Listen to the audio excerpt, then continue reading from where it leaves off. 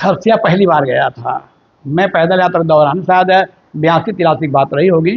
अच्छा। तो भंडारा था, वहाँ वार्षिक कार्यक्रम था। उदित नाम साहब तो ऐसे बोलने बड़ा उन्होंने फट से बोलने वाले, मंचे में कह दिए, अच्छा। कहे मनोहर दास सुकृत दास अभिलाष के चेले पारक पारक करते हैं। अच्छा अच्छा। मुझे बड़ा आश्चर्य लगा, इतने बड़े महापुरुष हैं ये लोग, सुकृत साहब और मनोहर साहब जो मुकुंदमणि नाम साहब के नाम पर बाद में बाद में गद्दी में है। नाम। अब उनके लिए साफ शब्दों में कह दिया, ये पारक पारक करते हैं अभिलाष के चेले हैं। जांच करके परख करके मानना पारक सिद्धांत है। जी जी। प्रत्येक बात में, यहाँ तक गुरु की बात है, गुरु के बाद तर्क सम्मत नहीं है तो गुरु पर भी प्रश्न करने में कोई पाप नहीं है। आज बड़ी खुशी की बात है कि वंश परंपरा के जो विद्वान हैं, जो पढ़े लिखे हैं, समझदार हैं, उसके अंदर वैज्ञानिक चिंतन, वैज्ञानिक चेतना बढ़ रही है। वो समझ रहे हैं, चाहे वो परंपरा को नहीं छोड़ पाते हों और उनके चौका आरती न छोड़ पाते हों, अपने भक्तों में वो अनुमान कल्पना बात करते हों, लेकिन अंदर से स्वीकार करते हैं सत्य है और यथार्थ है, जीवन कल्याणकारी है तो पारक सिद्धांत है, ये वो भी अनुभव करते हैं। और उदारता आ रही धीरे धीरे, और समझ रहे हैं, उनके भक्त लोग भी समझ रहे हैं। और हमारा जो कई कार्यक्रम जो है वंश परंपरा के भक्तों में होता है, संतों में होता है, नादिया में हम कई बार कार्यक्रम दिए हैं। तो इस प्रकार से जो है कहना चाहिए पारक सिद्धांत को धीरे धीरे समझ रहे हैं। अच्छा हो, एक बार कभी कहीं कबीर कुंभ लगे, चाहे वो नर्मदा किनारे हो, चाहे आने वाले कुंभ जो यहाँ होने वाला है उज्जैन में या हरिद्वार, कहीं भी हम लोग आपस में बैठें और एकता के साथ एक ऐसा मंच लगाया जाए, एक जगह सारा कबीर पंथ आ जाए और कोई मान्यता करना रह जाए, भले चौका आरती करें आप, भले इधर सत्संग हो। पारक सिद्धांत तो खैर वैज्ञानिक है, उनमें भी वैज्ञानिकता आ रही है। नए जो उनके साथी ब्रह्मचारी वो नई ऊर्जा और नए सोच के साथ आ रहे हैं और अपने पंथ के यानी धर्मदासी शाखा के बड़े महंतों से सवाल कर रहे हैं, पूछ रहे हैं, एक एक चीज को वैज्ञानिक कसौटी पर कस रहे हैं और उन्हें लगता है कि ये अवैज्ञानिक है तो उन पर चर्चा कर रहे हैं। ये मैंने सुना है उनके अपने नए जवान साथियों से। तो ये सोच बदल रही है, उनके भक्त भी हमसे पूछते हैं, हमारे पास आते हैं। तो बड़ी अच्छी बात है कि कबीर साहब का जो सच्चा सिद्धांत है निर्णय का, परख करने का, जीववादी मानवता जी जो भक्ति दिखाए हैं, खान पान शुद्धि पर बल दिए हैं जी, आचार विचार बढ़िया बताए हैं, भक्ति करने बताए हैं, वो बहुत प्रशंसनीय है। उस पर हम कुछ नहीं कहना चाहते, केवल उनके जो पौराणिक कल्पना है उस पर कहना, और कुछ नहीं कहना है। कबीर पंथ के सबसे धनी मठों में नादिया मठ का बहुत चर्चा है। जब जो है, क्योंकि 500 एकड़ जमीन तो कहते हैं नादिया में रहा, 200 एकड़ जमीन भीमा टोला में, आरकार में, पहांदा में, यहाँ पर कहाँ कहाँ उन्हें बहुत जमीन रहे, उनके पास हाथी रहे, कार रहे। इस प्रकार बड़े ठाट बाट साथ चलते थे नादिया गद्दी वाले। प्रकाश मुनि नाम साहब, मैंने आपका भी अच्छा खासा प्रवचन सुना है। दिन गरीबी बंदगी समताशील व्यवहार, इस साथी पर इतना बढ़िया आपने विवेचना किया है। तो कबीर साहब के जो संदेश है, ज्ञान भक्ति वैराग सेवा समर्पण परोपकार मानवता, इस पर पूरा कबीर पंथ एक है। हाँ, तो ही कोई सिद्धांत में एक रत्ती भर का फर्क नहीं है। साहेब बंदगी साहब, सदगुरु कबीर साहब, जिनको आज लगभग 628 बरस हो रहे हैं इस 2026 के साल में। तो ये कहा जाता है कि कबीर साहब ने क्या पारक सिद्धांत चलाया था। आज ये लोग सवाल पूछते हैं, पारक सिद्धांत कब आया, किसने शुरू किया। और जो पौराणिक कबीरपंथी हैं, दामाखेड़ा, खरसिया, धनाना, रुआनी धाम और अन्य जगह के, इनका कहना है कि धनी धर्मदास साहब ने जब चौका आरती का सिद्धांत चलाया, परंपरा चलाया है, तब पारक सिद्धांत का अता पता नहीं था। और यहीं से सदगुरु पूरण साहब जो हमारे यहाँ रहा करते थे, वो चाहे दामाखेड़ा की बात हो या फिर उधर कबीर धाम कवर्धा में, तो उस तरफ साथ में रहे हैं। और वो निकल करके जब रीवा आए, बुरहानपुर गए रीवा से, तब जाकर के पारक सिद्धांत का जन्म हुआ है। तो हम पहले हैं, ऐसा वो दावा करते नजर आते हैं। तो इस बारे में आप स्पष्ट करें कि पारक सिद्धांत कबीर साहब के पहले से था या कबीर साहब से आया या सतगुरु पूरण साहब या उनके जो पूर्ववर्ती गुरु रहे हैं सुखलाल साहब जी और अन्य संतों से, कहाँ से आया ये पारक सिद्धांत है क्या? जी। पारक सिद्धांत मूल रूप में सदगुरु कबीर साहब से ही है। अच्छा। भूल मिटे गुरु मिले पारखी, पारक दे लखाई, कहाँ कबीर भूल के औसत पारक सबकी भाई। परख करके जांच करके मानने की बात कबीर साहब ने तमाम जब बात कहें उसके संबंध में। तो इस प्रकार पारक सिद्धांत मतलब क्या? परीक्षण, जांच करके, परख करके, हर प्रकार से ठोक बजा करके जो ठोस है उसको सब काहू का लीजिए सांचा शब्द निहार, पक्षपात ना कीजिए कहीं कबीर विचार। तो कबीर साहब के जो चिंतन है उसे पारक सिद्धांत समाया हुआ है। बार बार बोले हैं। हाँ, बार बार बोले हैं। पारखी से संग करो, परख ले खरा खोट हो रमैया राम। तो ये पारक जो है कबीर साहब का जो दिया हुआ शब्द है, कोई यानी कि बंद परंपरा नहीं दिया है। बहुत महत्वपूर्ण है साहब जी। आरती में भी धर्मदास वाले लिखते हैं पारक रूप बिहारी। कबीर साहब का पारक रूप बिहारी, आरती जो गाते हैं पारक रूप बिहारी। पारक तो अने यहाँ तक कबीर मंसूर जो बड़े तमाम प्रकार के आडम्बर और दुनिया भर की गप कथा है उसमें भी पारक सिद्धांत पर चर्चा है।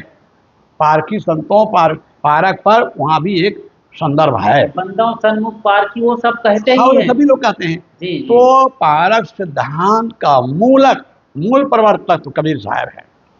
अब रही बात कि साहब जी ने लिखा पारक सिद्धांत एक अलग थलग, जैसे भी पारकी संतों के एक अलग ग्रुप है, अलग अलग उनके मठ हैं, अलग साहित्य है, ऐसा पहले नहीं रहा। उसी पारखी विपारखी सब प्रकार के लोग होते रहे हैं और उसी में अनेक गुरुदयाल साहब परम पारखी हुए, रामराज साहब परम पारखी हुए, श्री पूरन साहब परम पारखी हुए, श्री काली साहब परम पारखी हुए। तो ये जो है उसी में से अनेक कबीर पंथ का जो सामूहिक रूप है और उसी में से अनेक पारक सिद्धांत के महापुरुष अनेक होते रहे हैं। और आगे चल करके जब हम पंचग्रंथी का अध्ययन करते हैं, कबीर परिचय का अध्ययन करते हैं, श्री पूरन साहब का अध्ययन करते हैं, तब लगता है पारक सिद्धांत का एक खुला रूप सामने आ रहा है। लेकिन मैं कहना चाहूँगा आज जो पारक सिद्धांत का एक एकदम संस्कारित रूप, शुद्ध पारक सिद्धांत का जो रूप आज हम देख रहे हैं वो श्री काशी साहब से ज़्यादा प्रचलन में आया, क्योंकि उन्होंने निष्पक्ष ज्ञान दर्शन लिख करके, जड़ चेतन भेद प्रकाश लिख करके अनेक हर प्रकार के तमाम प्रकार के शंका कुशंक कर रहे हैं, उसको धराशायी करते हुए और समाप्त करते हुए पारक सिद्धांत को एकदम बिल्कुल अलग थलग और कहना चाहिए इस प्रकार रूप दिया। मतलब श्री पूरन साहब जी पारखी थे, ये बात नहीं कि वो पारखी नहीं थे, लेकिन कहीं कहीं कुछ बातें रह गई थी। जैसे श्री पूरन साहब के जो प्रारंभिक रचनाएं हैं उसमें कुछ बातें आ गई हैं। इससे ऐसा लगता है कि कुछ देखिए आदमी एकाएक ही यानी कि वो पूरा पारखी नहीं हो जाता है। धीरे धीरे करते करते जैसे हम ही लोग हैं, रामायण वगैरह पढ़ते रहे और धीरे धीरे फिर पारक सिद्धांत की पुस्तकें मिली, कितने हम अंधविश्वास में रहे, कितने भगवान भगवती मानते रहे, लेकिन जब पारक सिद्धांत के साहित्य मिला, अध्ययन करना शुरू किया तो सारी भ्रांतें खत्म हुई, पारक सिद्धांत समझने लगे और ठोस पारक सिद्धांत का आज हम विचार रख रहे हैं। ऐसे ही पारखी संतों का धीरे धीरे वो होता है और पुरस्कृत रूप में आज हम जो देख रहे हैं पारक सिद्धांत एक स्वतंत्र दर्शन है।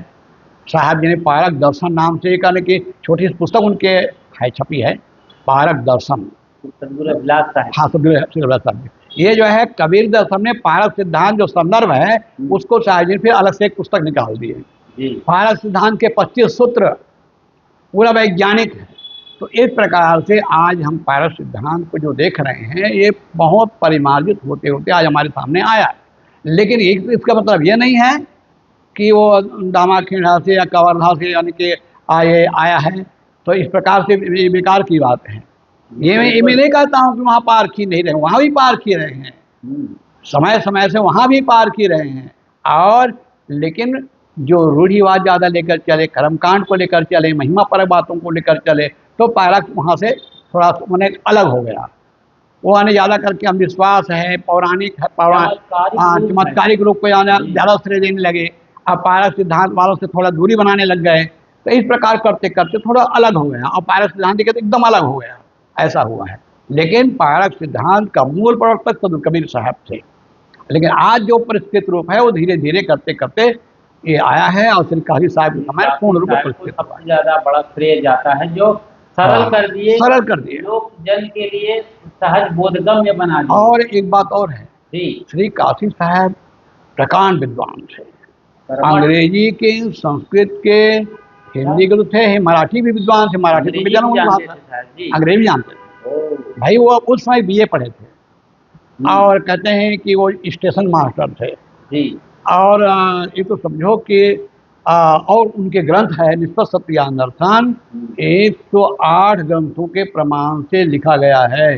जिससे अंदाजा लगा सकते हैं कितने वो कितने अध्ययनशील थे, कितने अध्ययनशील थे, कितने पढ़ाकू थे, सोचिए जरा। और उसके पहले के पारक सिद्धांत के या हमारे पूरे कबीर पंथ में इस प्रकार से प्रमाण देकर के सिद्ध करने वाले कोई महापुरुष तो नहीं हुए। कबीर साहब के बाद और अभी तक श्री काशी साहब तक इस प्रकार से अध्ययनशील विभिन्न ग्रंथों को प्रमाण दे करके, वेदों का, शास्त्रों का, कुरान का, बाइबिल का, जैन दर्शन का, बौद्ध दर्शन का, चारवाक दर्शन का और तमाम दर्शनों का उदाहरण दे करके अपनी बात सिद्ध करने वाला पहले महापुरुष श्री काशी साहब थे। और उसके बाद तो श्री अभिलाष साहब जी और हमारे संत महात्मा हैं, आचार्य साहब बुरहानपुर के श्री रामस्वरूप साहब जी और तमाम आने के महापुरुष हुए, वर्तमान में हैं। तो लेकिन जो है श्री काशी साहब प्रकांड विद्वान थे, उन्होंने पारक सिद्धांत को एक कहना चाहिए परिष्कृत रूप दिया। अच्छा, यहाँ पर थोड़ा सा ये भी बता दीजिए कि पारक सिद्धांत को हमने समझा कबीर साहब से होते हुए श्री राम रहत साहब, अच्छा राम रहत साहब और गुरदयाल साहब श्री पूरण साहब से बड़े थे साहब। हाँ, वो गुरदयाल साहब गुरदयाल साहब और पहले थे। अच्छा, उसके बाद राम रहत साहब हुए। हाँ। लेकिन इनका आपस में मुलाकात नहीं हुई है। अच्छा। गुरदयाल साहब और राम रहत साहब की मुलाकात नहीं हुई और राम रहत साहब श्री पूरण साहब की मुलाकात नहीं हुई। दोनों ये तीनों जो अलग अलग आने के समय में हुए हैं, लेकिन थोड़ा थोड़ा अंतर में हुए हैं। श्री गुरदयाल साहब के थोड़े बाद में राम रहत साहब हुए और राम रहत साहब थोड़े बाद में श्री पूरन साहब। और तीनों के आधार बिंदु मूल बीजक ही रहा। हाँ, मूल बीजक ही रहा। बीजक कबीर साहब की मूल पंचग्रंथी में श्री राम रहत साहब जी ने अपनी बात कहे हैं, लेकिन उसको प्रमाणित करने के टकसार के रूप में कबीर साहब के साक्षी, रामायणी, शब्द, इन सब का जो है वो उदाहरण दिया है। उन्होंने अपने बातों को प्रमाणित करने के लिए बीजक का उन्होंने प्रमाण दिया है। इसलिए और एक प्रकार से उसको सूक्ष्म रूप में टीका भी होनी जाती है। तो यहाँ पर थोड़ा सा दामाखेड़ा के जो पंथ है या धर्मदासी परंपरा को देख लेते हैं कि ये धर्मदासी परंपरा को, जैसे कि आपने पिछली वीडियो में बताया था, सदगुरु पूरण साहब के गुजर जाने के 66 बरस बाद दामाखेड़ा जन्म। तो दामाखेड़ा के पहले ये जो मैंने सुना है कि ये लोग कवर्धा तरफ रहते थे। हाँ, तो कवर्धा तो उनके देखिए मूल धर्मदास जी महाराज जो आए हैं तो वहीं से ही धर्मदासी परंपरा चली है। ऐसा नहीं है या ये सुनो पहले सुनो। हाँ, क्या है, धर्मदास साहब बांधवगढ़ में हुए। बांधवगढ़, तो बांधवगढ़ में हुए तो उनके 2 लड़के थे।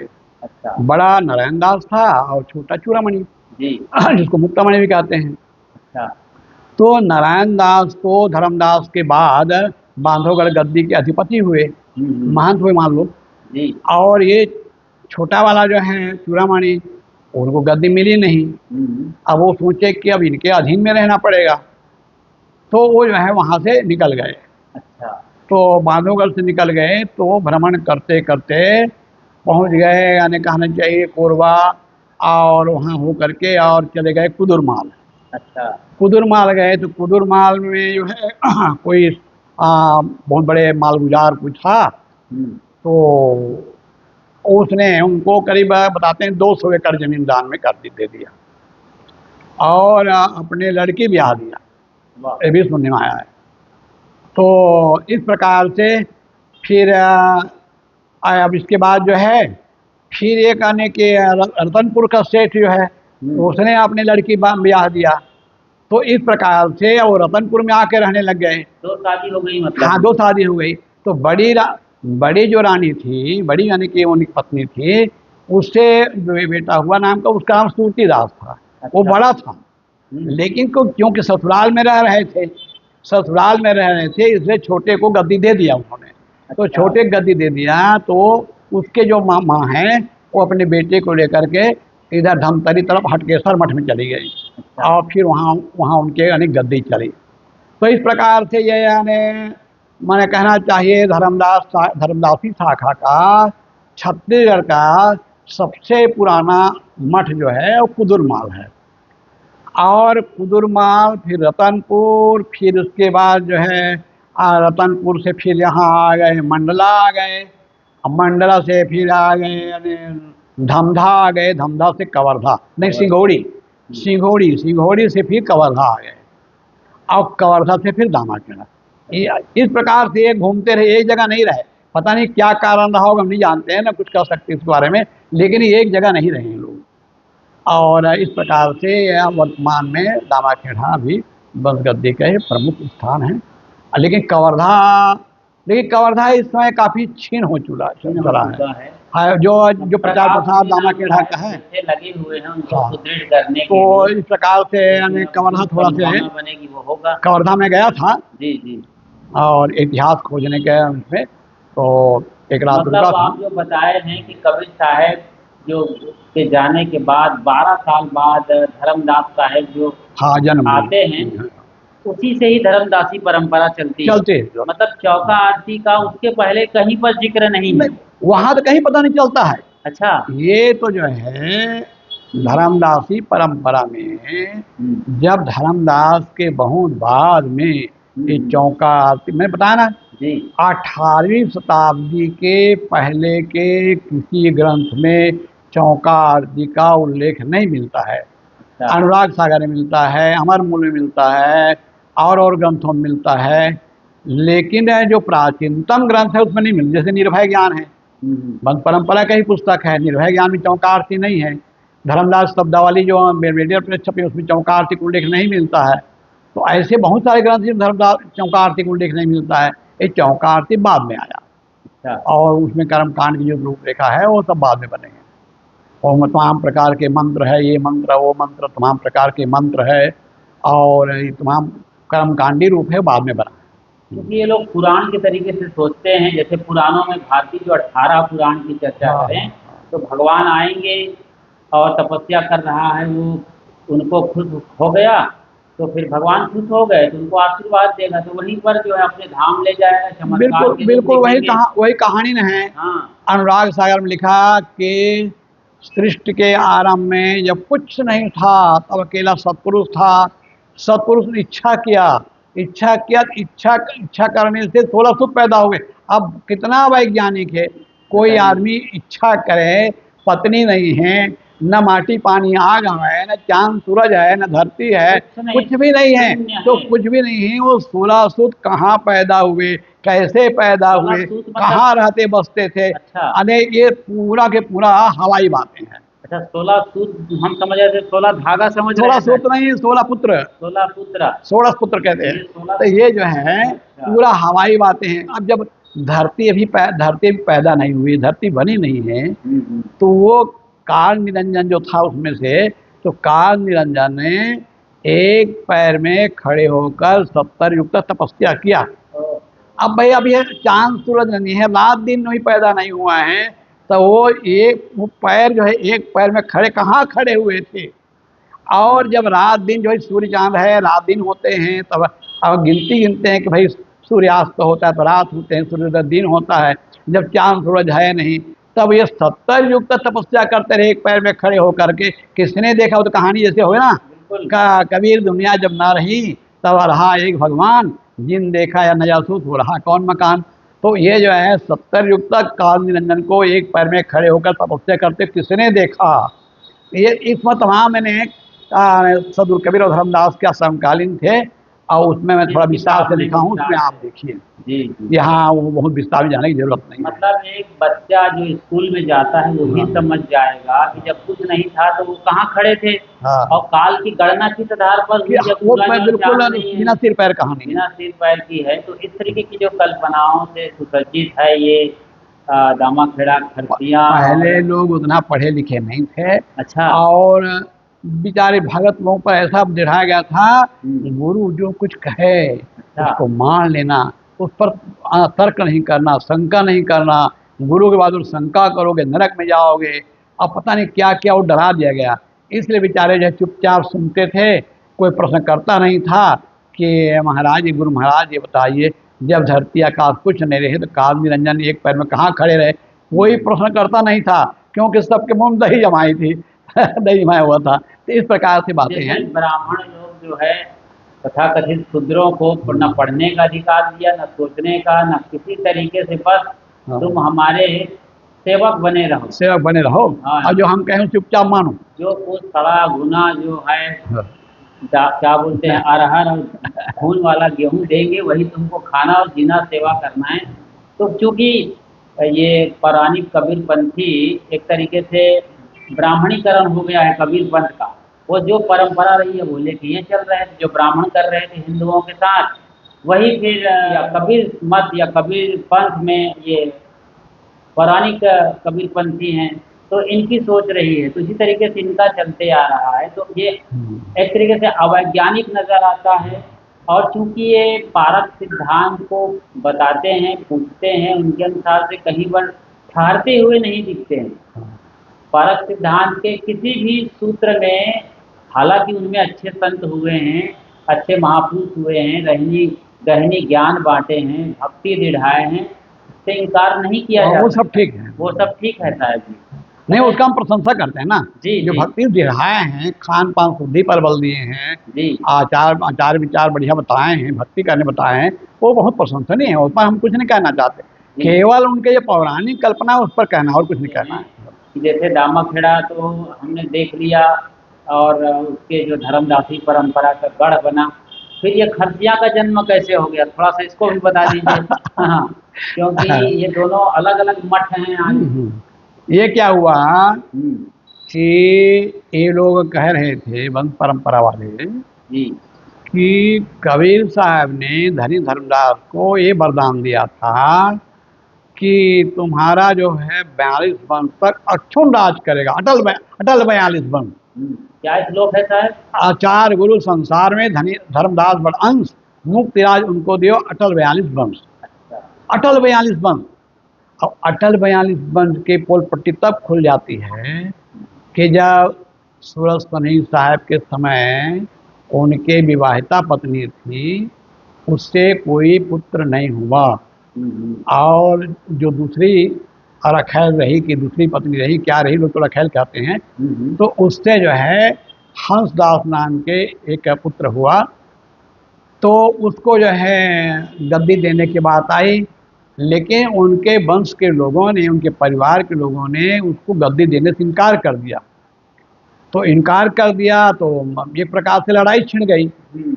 फिर जा कर के इधर महमूद सहानिया वाले महात्मा लोग आकर के उसे बीच बचाव किए, और कहना है हंसदास को हक नाम के नाम से कवर्धा में उसको अने गुरु पद पर बैठा दिया। तो इस प्रकार से वो चला के ले दे के चला। तो फिर आगे चल करके कहना हक नाम, पाक नाम, प्रगट नाम। आप प्रगट नाम, फिर धीरज नाम के, धीरज नाम का तो नाम है 42 वंश में, लेकिन धीरज नाम के नाम से कोई व्यक्ति गद्दी पर नहीं बैठे। अच्छा। प्रगट नाम के रहते रहते धीरज नाम का शरीर छूट गया। इधर प्रगट नाम का शरीर छूट गया, इधर धीरज नाम का शरीर छूट गया। फिर हाहाकार मच गया, अब क्या किया जब का, अब कैसे गाने के 42 वंश चले। तो खोज ढूंढ किए लोगों ने, तो खोजते ढूंढते, कहानी है, घटना है और इतिहास में लिखा है जी। तो कहा भाई ढूंढो खोजो कहीं कुछ मिल जाए।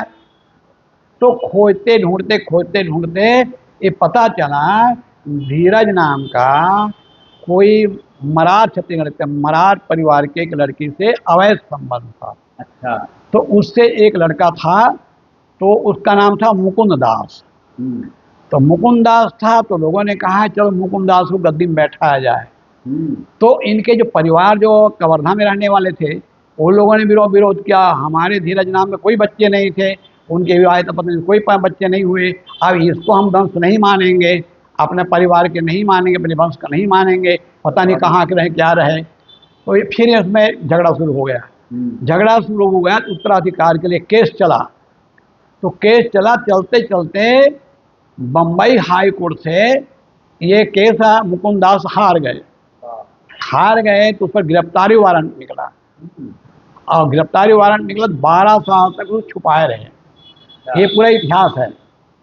वंश प्रताप मणिमाला में, कबीर महामहिमा में, कबीर महामहिमा में और तमाम ग्रंथों में इसका जिक्र आया है। और ये जो धर्मदासी हाँ शाखा में ये सारे हाँ है, जी जी, ये हमारे यहाँ का नहीं, उनके ग्रंथों में मिलता प्रमाण। तब ये इस प्रकार से, लेकिन 12 साल का जो वारंट का मियाद जब खत्म हुआ, तब क्या किए लोगों ने, वही दामाखेड़ा जमीन जो है चंदा करके, संतों ने, भक्तों ने, गुजरात के लोगों ने, छत्तीसगढ़ के लोगों ने, तमाम संत भक्तों ने चंदा करके दामाखेड़ा जमीन जो है वो खरीदी, और खरीद कर फिर वहाँ पर मठ बना। और वो भी उग्रनाम साहब के नाम पर नहीं, क्यों उग्रनाम साहब के नाम पर खरीदते हैं तो उनके लोगों ने फिर वो आपत्ति कर सकते हैं, कहीं आप फिर ना हड़प लें, इसलिए दयानाम साहब के नाम पर और वो जो है जमीन खरीद करके वहाँ आश्रम बना। अच्छा। अब ले देकर चला, ले दे के चला, तो जो है दयानाम की पहली शादी हुई, बच्चे नहीं हुए, दूसरी शादी हुई तो वो बच्चे नहीं हुए, तीसरी शादी 28 साल का शरीर छूट गया, और 28 साल में 3 शादी हुई। अब 3 शादी होने के बावजूद भी कोई पुतरिया नहीं पैदा हुए, न बच्चे न बच्चा कोई नहीं पैदा हुए। अब वंश पूरा पूरा टूट गया। बहुत खोजबीन किया गया, कहीं कहीं कहीं से मिल जाए, लेकिन कुछ नहीं मिला। अब तो हाहाकार मच गया वंशों में कि अब कैसे मान के नहीं वो चलेगा। कबीर साहब का दिया हुआ वरदान तो खंडित हो रहा है। तो इस पर भी मऊ सहाने वाले पंचम साहब कहते थे, हमारा उनका मुलाकात हुई कई बार, कभी वंश आने वाला है। अब कहाँ से आने वाला है? बांधवगढ़ से आने वाला है। वो अगर आज जीवित रहते हैं, पूछते साहब जी जिस संत समत को बताया थे वंश के आने के, वो तो आया नहीं, कहाँ गया? हम पूछते रहे कि वो साहब जो है चल बसे, सब लोग चले गए। तो ये जो है सब लोग चले मिलने, पूछ रहे हैं। तो खैर अब आइए उस पर। तो जब दयानाम के जब शरीर छूट गया तो सोचिए अब कैसे चले, गद्दी कैसे चले। तो एक बहुत बड़ी मीटिंग सभा हुई। कहाँ हुई? कुदुरमाल में। बहुत बड़ी सभा हुई।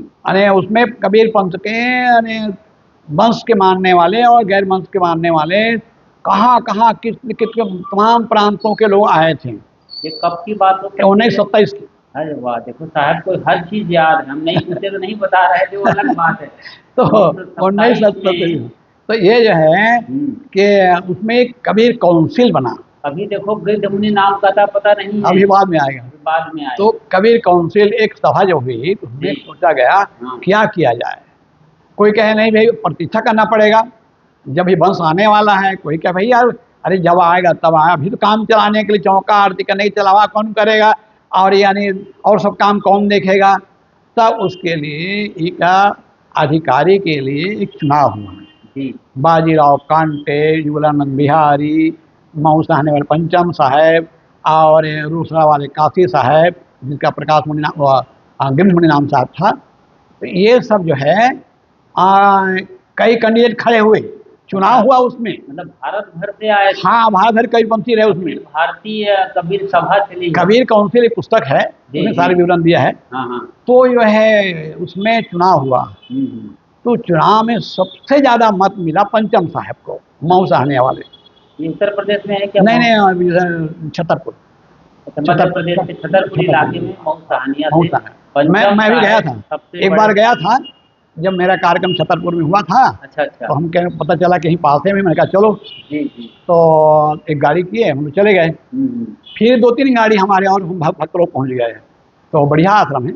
युगलानंद बिहारी बिहारी नहीं में क्या हाँ वो बिहार वहाँ अभी छोड़िए उसको, अभी बाद में छोड़ आएगा। देते हैं, चलिए। तो क्या हुआ, उसमें जो है पंचम साहब को ज़्यादा मत मिला। जी। फिर पंचम साहब ने कहा भाई मैं आपको धन्यवाद करता हूँ, आभारी हूँ कि आप लोगों ने मुझे जिताया, लेकिन मैं अपने आप को योग्य नहीं समझता हूँ। अतः मैं अपना वोट जो है, जो काशी साहब, वहाँ काशी साहब रोसड़ा वाले बिहार वाले, हाँ। कह मैं उनको अपना मत देता हूँ। तो इस प्रकार से रोसड़ा वाले काशी साहब को अधिकारी नियुक्त किया गया। और वही जो है अनेक तरह के देख रेख करते, दामा खेड़ा का सब, उसमें खर्चियाँ नहीं बना था। हाँ। अब 2-4 साल चला होगा किसी प्रकार, जी। लेकिन गृहस्थी और विरक्ति का तालमेल नहीं बैठा। हाँ। अब वो गृहस्थी वाले अपने तरफ खींचते थे, साधु अपने तो साधु रहे। अब वो तालमेल बैठा नहीं, तो फिर सोचा गया अब यहाँ काम नहीं बनने वाला है, तब क्या किया जाए। तो खरसिया में फिर एक मीटिंग हुई और वहाँ फिर ज़मीन खरीद करके फिर वहाँ आश्रम बना करके, और फिर उनको गृहमुनि नाम साहब के नाम से एक स्वतंत्र गद्दी की स्थापना हुई। तो गृहमुनि साहब वो वहाँ काशी साहब हुए, और उसके बाद जो है आने विचार साहब शास्त्री, जिसको प्रकाश मुनि नाम के नाम पर गद्दी दिया गया। फिर उसके बाद उदित नाम साहब, नारायण साहब जो नाम था पहले का, तो उनको दिया गया। फिर उदित नाम साहब बाद फिर मुकुंद मणि साहब, फिर वर्तमान में अर्धनाम। इस प्रकार खरसिया गद्दी का इतिहास है। अच्छा अच्छा। क्या विचार साहब शास्त्री क्या बोले साहब? विचार साहब उसे प्रकाश मुनि कहते हैं, प्रकाश मुनि। अच्छा, प्रकाश मुनि प्रथम मतलब? नहीं, प्रथम तो काशी साहब गृहमुनि नाम। अच्छा। जो रोसड़ा वाले काशी साहब, हाँ हाँ, उसी गृहमुनि नाम साहब का वो नाम दिया गया। दामा खेड़ा या वंश 42 परंपरा में पहली बार विरक्त गद्दी। विरक्त गद्दी। जी जी। वैसे विरक्त गद्दी तो उसके पहले नादिया का बन गया था। अच्छा। ये भी कहानी अलग है। हाँ, कि 200 साल पुरानी गद्दी है। थोड़ा बता देते हैं कि जब हक नाम साहब सूरज सनी साहब की कोई संतान नहीं हुए, और हंस दास को हक नाम के नाम से गद्दी में बैठाया गया, उसका विरोध किया नादिया वाले यानी सेवा साहब जी ने। और सेवा साहब विद्वान थे, त्यागी तपस्वी महात्मा थे, वैराग्यवान थे, तालमेल बैठा नहीं। ज़्यादा कहानी नहीं बताऊंगा। और फिर जो है हाँ वो पहाड़ा ना है, पहाड़ा नहीं आए, नादिया आए, पहाड़ा बाद में बना। अच्छा अच्छा अच्छा। नादिया आ गए। नादिया में मंटू ठाकुर ने उनको काफ़ी ज़मीन दिए और मठ बनवाया। तो इस प्रकार से फिर वो नादिया मठ, एक समय था नादिया मठ बहुत विशाल मठों का एक साम्राज्य माना जाता था। कबीर पंथ के सबसे धनी मठों में नादिया मठ का बहुत चर्चा है। जब जो है, क्योंकि 500 एकड़ जमीन तो कहते हैं नादिया में रहा, 200 एकड़ जमीन भीमा टोला में, आरकान में, पहाड़ा में, आप कहाँ कहाँ उन्हें बहुत जमीन रहे। उनके पास हाथी रहे, कार रहे। इस प्रकार बड़े ठाट बाट साथ चलते थे नादिया गद्दी वाले। इस प्रकार से उसकी नादिया थोड़ा इतिहास बता दिया। जैसे आज साहब जी ने बताया कि कबीर पारक सिद्धांत, और फिर बाद में जो पौराणिक सिद्धांत बनता है, दोनों में क्या अंतर है? कबीर सिद्धांत का मतलब होता है या पारक सिद्धांत का मतलब होता है जड़ चेतन निर्णय के साथ वैज्ञानिक विवेचना करते हुए यथार्थ बोध करना। जो जैसा है उसको वैसे नग्न देखने की जो ताकत होती है ना आत्मा की, उसको कहते हैं पारक सिद्धांत। परख करके, विचार जांच करके परख करके मानना पारक सिद्धांत है। जी, प्रत्येक बात में, यहाँ तक गुरु की बात है, गुरु की बात तर्क सम्मत नहीं है, तो गुरु पर भी प्रश्न करने में कोई पाप नहीं है। गुरु की बातों पर गुरु को पूछने में, प्रश्न करने में, शंका करने में, जानने में कोई यह नहीं है। वहीं दूसरी तरफ हम पौराणिक सिद्धांत को देखते हैं तो वहाँ पर बिल्कुल मनाही रही है। वहाँ तो मनाही है, जो कहा जा रहा है मानो, हाथ जोड़ के मान लो। जैसे ही पान परवाना, नारियल मोड़ना, तिनका तोड़ना, जो कराए वो करना है। चुपचाप करो, सवाल करना बिल्कुल मना है। और इसके एवज में जब उनकी मर्जी होगी तो आपको सतलोक भेजेंगे, तलावा चौका आरती और आनंदी चौका 16 सूत या 31 चौका आरती करके आपकी जो गति बनाना चाहेंगे वो उनके महंत आचार्य पंथ श्री हजूर खरी की जिम्मेदारी है। तो इस तरीके से वहाँ पर उतनी वैज्ञानिकता नहीं है ही नहीं वैज्ञानिकता, बल्कि चमत्कार का बोलबाला ज़्यादा है, मान्यता है, धारणा है। जो परंपरागत शैली आई है उसी को मानना है। इसीलिए मैं बार बार कहता हूँ, समझने के लिए, मेरा मतलब आलोचना करना नहीं है। मैं ये कहता हूँ कि जब एक आदमी के दोनों आँखों में, एक में पोथी का और दूसरे में परंपरा का जब मोतियाबिंद हो जाता है तो आदमी बिल्कुल अंधा हो जाता है, मृत प्राय। जी साहब। अब जो है आज बड़ी खुशी की बात है कि वंश परंपरा के जो विद्वान हैं, जो पढ़े लिखे हैं, समझदार हैं, उसके अंदर वैज्ञानिक चिंतन, वैज्ञानिक चेतना बढ़ रही है। वो समझ रहे हैं, चाहे वो परंपरा को नहीं छोड़ पाते हों और उनके चौका आरती न छोड़ पाते हों, अपने भक्तों में वो अनुमान कल्पना बात करते हों, लेकिन अंदर से स्वीकार करते हैं सत्य है और यथार्थ है, जीवन कल्याणकारी है, तो पारक सिद्धांत है, ये वो भी अनुभव करते हैं और उदारता आ रही धीरे धीरे और समझ रहे हैं, उनके भक्त लोग भी समझ रहे हैं। और हमारा जो कई कार्यक्रम जो है वंश परंपरा के भक्तों में होता है, संतों में होता है, नादिया में हम कई बार कार्यक्रम दिए हैं, तो इस प्रकार से जो है कहना चाहिए पारक सिद्धांत को धीरे धीरे समझ रहे हैं और हाँ एकदम बढ़ के ये बड़ी खुशी की बात है। और खरसियाँ वाले भी काफ़ी समझ रहे हैं। एक बार मैं बताऊं, बताइए कि खरसिया पहली बार गया था मैं पैदल यात्रा के दौरान, शायद 82-83 की बात रही होगी। अच्छा। तो भंडारा था, वहाँ वार्षिक कार्यक्रम था। उदित नाम साहब तो वैसे बोलने बड़ा फट से बोलने वाले, मंचे में कह दिए। अच्छा। कहे मनोहर दास, सुकृत दास, अभिलाष के चेले पारक पारक करते। अच्छा अच्छा। मुझे बड़ा आश्चर्य लगा, इतने बड़े महापुरुष हैं ये लोग, सुकृत साहब और मनोहर साहब जो मुकुंदमणि नाम साहब के नाम पर बाद में है, अब उनके लिए साफ शब्दों में कह दिया ये पारक पारक करते हैं, अभिलाष के चेले। तो विनोद में नहीं हो, अपना वो संज भी करते। जब वो साहब कौन हुए? ये सलूद वाले? हाँ, सलूद वाले। अच्छा अच्छा। वो बढ़िया है। उस समय एक कार्यक्रम में गया था, साहब जी बढ़िया पारक पर बढ़िया बोलते थे। एक दिन मैंने सुना उनको, संतों का उपकार अपार ऋणी रहेगा यह संसार, 2-3 प्रवचन उन्होंने इसी पर बोला, आप पूरा पारक पर बोलते थे। और हुजूर साहब कहते हैं मानुष को सदगुरु कहे सो तो धुंधर ज्ञान, 4 दाग जामे नहीं ताको सदगुरु ज्ञान। साहब को अपने अनुमान कल्पना की बात करते हैं, लेकिन सुकृत साहब और मनोहर साहब, मुकुंदमणि साहब पारक पर ज़्यादा बोलते थे, ये मैंने देखा। जी। तो मैं कह रहा था, अभी अर्धराम साहब से हमारी यानी कि ज़्यादा मुलाकात नहीं हो पाई है कि उनके विचार हम उनको ढंग से सुने हों, बल्कि एक आध बार धर्माधिकारी साहब हैं, क्या नाम उनका, सुधाकर साहब, सुधाकर साहब शास्त्री का एक आध बार सुनने को मिला है, लेकिन अर्धराम साहब को ही सुनने का मौका नहीं मिला है। मुझे लगता है कि वो भी उदार होंगे। नहीं, उदार हैं साहब, सरल मना है, उदार हैं। सुधाकर साहब शास्त्री के साथ अभी पिछले महीने ही तपनी में, नागपुर के पास जो काटोल वाला एरिया 17 किलोमीटर, वहाँ पर कार्यक्रम हुआ था और वैज्ञानिक चिंतन रखते। वैसे तपनी में एक बार जो है अर्धराम साहब का हमारा एक प्रवचन हुआ था। जी जी। और कहना चाहिए उस साल साहब जी गए थे। अच्छा, गुरुदेव 5 दिन कार्यक्रम था, तो एक दिन के कार्यक्रम में हम दोनों जन का था। अच्छा। मेरा और अर्धनाम साहब का, तो वहीं थोड़ा मैंने सुनने को मिला था जी, और ज़्यादा मुलाकात नहीं हुई है। नहीं, बड़ी उदारता है दोनों में, दोनों पक्ष मिलते भी। अभी कुंभ मेला हुआ है 2025 का, बड़ा भारी भरकम कुंभ, वहाँ पर दोनों पास पास हम कैंप लगाए थे और आपस में आते जाते थे। हमारे यहाँ भोजन में अर्धनाम साहेब और सुधाकर साहब शास्त्री दोनों आए थे, उनके अपने संतों के साथ। हम लोग भी वहाँ उनके कैंप में जाके भोजन किए हैं। होना चाहिए, ये उदारता है। बल्कि एक बड़ी बात मैं बता दूं, जो अर्धनाम साहब जो कैंप लगाए थे 2025 के कुंभ मेला में सेक्टर 15 में, वो हमारे बड़े गुरु भाई और सदगुरु अभिलाष साहब के एक ज़माने में राइट हैंड कहे जाने वाले श्रद्धेय संत श्री योगेंद्र साहब की जगह पर लगाए थे, क्योंकि योगेंद्र साहब जी का शरीर छूट गया तो उनको स्वतंत्र जगह मिली हुई थी, क्योंकि उन्होंने बहुत लड़ाई लड़ी है कुंभ मेला में कबीर मत को खड़े करने में, पंडाल खड़े करने में, और क्या कहते हैं उसको लगाने में, और कुंभ मेला में जो हमारा बड़ा कैंप लगता है ना, उसको लगाने में तो बड़ा योगदान रहा है। तो उसके जगह पर लगाए, छावनी कहते हैं। जी हाँ। और पंथ श्री पहली बार जो है छावनी लगाने में उनका बहुत बड़ा श्रेय रहा जी, योगेंद्र साहब का। हरिद्वार कुंभ मेला में, इलाहाबाद कुंभ मेला में, और हर कुंभ मेला में अध्यक्ष वही रहते थे। अच्छा।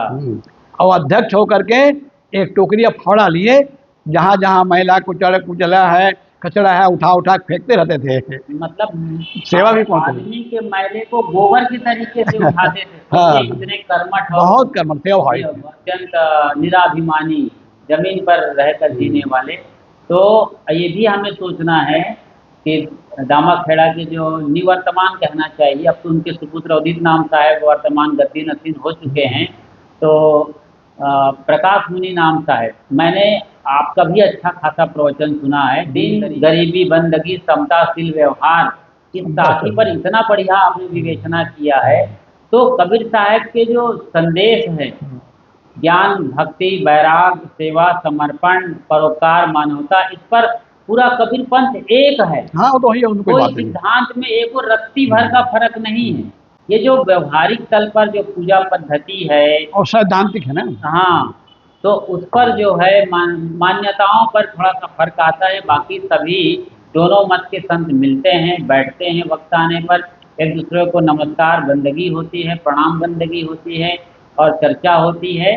और बस थोड़ी सी वैज्ञानिकता की और मान्यता का फर्क है।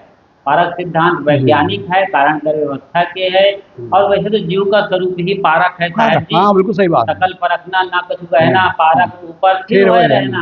हाँ, पारक तो सबका मूल स्वभाव है, आत्मा का जैसे चींटी परखती है, हर जीव परखता है।